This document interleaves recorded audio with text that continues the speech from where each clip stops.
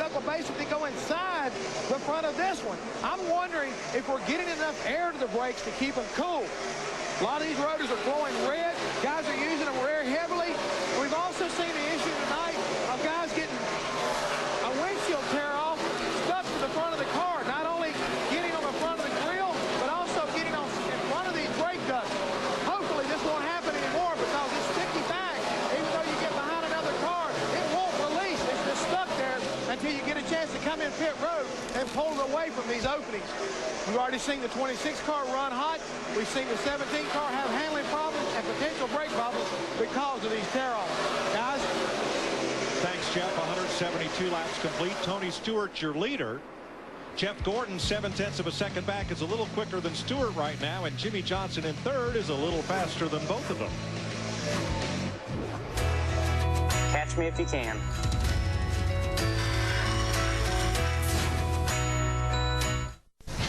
Junior. Yeah. Most popular driver in NASCAR. Mike. You're a jerk. Come on, Marcus. Juvenile. Kevin. Do you even know what you're doing? No, I don't. So, JJ, what's your favorite racetrack? Dude, it'd be Phoenix. It's where I'm from. Is this your favorite couch? Clearly it is. I'm beating you pretty bad. Marky Markinson. They're racing harder than that today. Here are 9 Fox onboard views tonight. 179 laps complete. Ward Burton from South Boston, Virginia, driving for Tim Morgan and Larry McClure with Virginia Tech on the hood of his number 4. His Ward Burton Wildlife Foundation has had a long-standing partnership with Virginia Tech. They've been offering support to the folks up in Blacksburg, and Ward will be up at Virginia Tech on Monday. Several drivers going up there just to show their sympathy and support for all the folks affected by the tragedy there. You would be amazed at how deeply this has affected very closely folks in the NASCAR community and in the garage area who are either graduates of or have close ties to Virginia Tech. Well, you know, we're such a tight family, and when we have tragedy amongst us, I think that's when we're at our best. We all got great friends and family that are at Virginia Tech, so we really can identify and be a part of what's going on there. You won't find a closer-knit group of people than the NASCAR family, whether it's tragedy within our sport or within any other sport out there. 8th place, Ryan Newman in the Altel Dodge, trying to get past Martin Truex Jr. 6.5 seconds behind the leader and just running just identical lap times. It's amazing, actually, how many cars are running so close to the same times. Our leaders are all 29.0s all the way down to Harvick. He's a 29.1. Then we go 29.1s for quite a ways. But Steve Burns, Darrell and I were talking to each other during the break. As a whole, with 129 laps to go, this seems to be the best both Penske cars have run as a team all year long, Steve. Larry Mack, Ryan Newman has just one top 10 finish this year. And Larry, you were talking about the temperatures going down. Ryan Newman actually apologized to his team prior to the last pit stop. He said, I should have let you do more adjustments. The cool temperatures are upsetting the balance of the car, but they have gotten significantly better. He said that he's not as tight as he was earlier in the race. I tell you, I'm worried about that 29 car. A little earlier, I saw all 4 brake rotors glowing red on that car, and he's been falling back a little bit here over the last little bit. I'm not so sure he's not having an issue. And we normally don't see the rear brake rotors glowing because you have much more front brake in these cars, even with the adjustment. Seems to be there's something going on with that car because it was just dominant earlier. What could it be, Matt? Basically, Mike, it's just the handling of the race car. He said either the tires aren't matched up right, or it's just they might have gone a little too far in their adjustments on the last stop. He says the car just has no grip whatsoever. He's just hanging on right now. Well, Matt, he's going to have to hang on for about 35 or 40 more laps because that's how long it is to our next pit stop should we stay green. And that's why I think the rotors were glowing. When the car doesn't handle, you just got to use a lot more brake. Kurt Busch in 6th place. His teammate Ryan Newman 7th. They're the 2 leading Dodges in this race. Well, that car right there last weekend could have won that race at Texas. Kurt Busch could have. He had a great car down there, pitted, and the caution came out. 187 laps complete. Tony Stewart's picked it up. He's once again just as quick as the rest of the front five, and Stewart is out front by half a second. Subway Fresh Fit 500 on Fox is sponsored by DLP. HDTV powered by DLP. It's amazing. It's the mirrors. By Sunoco, the official fuel of NASCAR. Sunoco fuels every driver in every race. What fuels you? By Paramount Pictures, the new film Next on April 27th, rated PG-13. And by Toyota, moving forward. Tony Stewart is in a hurry. Watch from Dale Jarrett as Stewart threads the needle between Jarrett and Ward Burton. Why? He's got Jeff Gordon right up his bumper. That's why. See Jeff back there. You can do that off that corner. We saw Denny Hamlin do it. As long as everybody cooperates, you can do that. And not far behind Jeff Gordon, you saw that 48 car, Jimmy Johnson, who has now taken second spot away from his teammate, Jeff Gordon. 48 car has just been lurking back there, I believe. I think that 48 car gets really, really happy on a long run. Juan Pablo Montoya trying to stay on the lead lap as Tony Stewart moves around the outside of the 42 and puts the 7-time Formula One winner a lap down. You see Jimmy Johnson, the 48 car, still sparking. He's been sparking for 195 laps, and we got 117 to go.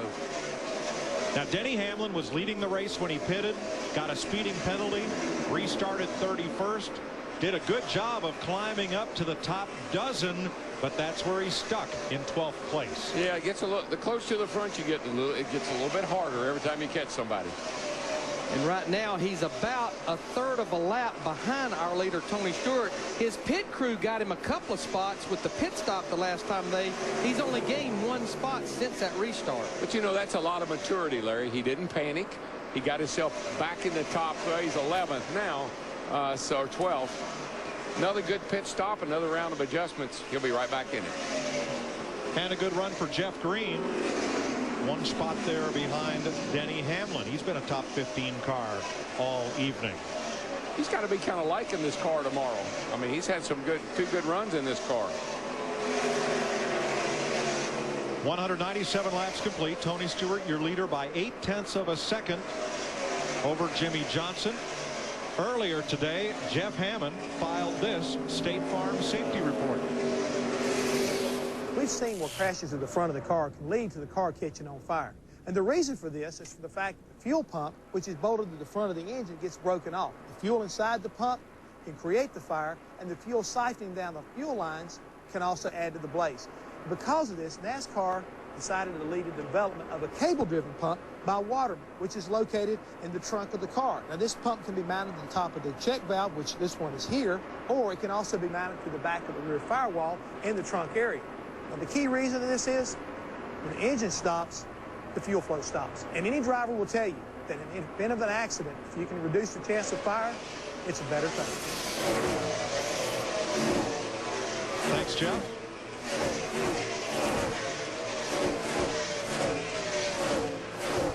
One Ford in the top 10, Matt Kenseth. 2 Dodges, teammates Ryan Newman and Kurt Busch. Rest of the top 10 right now, all Chevrolets. The leading Toyota in the race is Dave Blaney in 24th. There are 26 cars on the lead lap. Make that 25 as Sterling Marlin is about to fall victim to Tony Stewart, the race leader in the 20. But Darrell, you pointed it out in your ride and drive. Tony Stewart is using that apron, especially from the center off, to get that 20 car to turn. Yeah, you get that left front tire down on that apron. That tire's got positive camber in it. That inside edge will start to dig into that apron and make that car turn for you. Well, we heard the story earlier. Stewart has 2 USAC wins here and 2 Indy Racing League wins here in an Indy car. And he is an expert at finding a line on a short track or a flat track that nobody else runs on, making his car go. He's out in front by 0.7 of a second after 201 laps in Phoenix.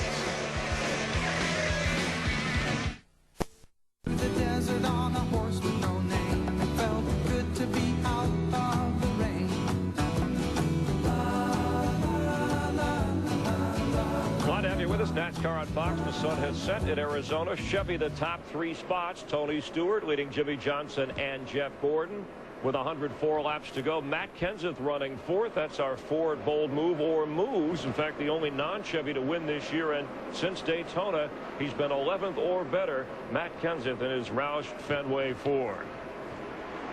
So far in this race, the pole sitter Jeff Gordon led the first 28 laps. He had some communication problems early. Tony Stewart had problems early, involved in a wreck, and then on lap 155, taking the lead, the 7th lead change. And after that, Jeff Hammond, look at these battles with Kevin Harvick and Jeff Gordon, and then Kevin Harvick and Jimmy Johnson. We said this was a little big short track, and you see these guys are here racing door handle to door handle. This is one of the best things about this racetrack here in Phoenix. 6 leaders, 7 different lead changes. Jimmy Johnson and Harvick going at each other right now. Jimmy Johnson currently running 2nd behind Tony Stewart. Jeff Gordon's 3rd. Matt Kenseth's 4th. Ryan Newman running 5th. And Kevin Harvick running 6th. Tony Stewart currently your leader Saturday night. All right for racing. And don't forget Saturday, a good time to tune in for Fox Major League Baseball. A caution is out with 102 laps to go. Our 5th caution of the race. See right now the leader right there taking it. So 5th caution.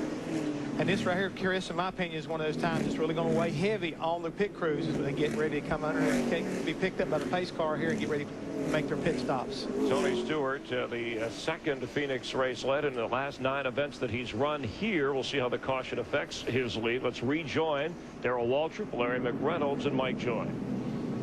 Thanks, Chris. Debris between turns 1 and 2 will put us under the caution flag. Ricky Rudd will get the free pass. He was running 24th. The first car 1 lap down. When the leaders pit, Ricky will be able to come around the track and get back up on the lead lap. Tony Stewart brings the field onto pit road, and I should have said he had 2 IRL runner-up finishes here, not 2 IRL wins.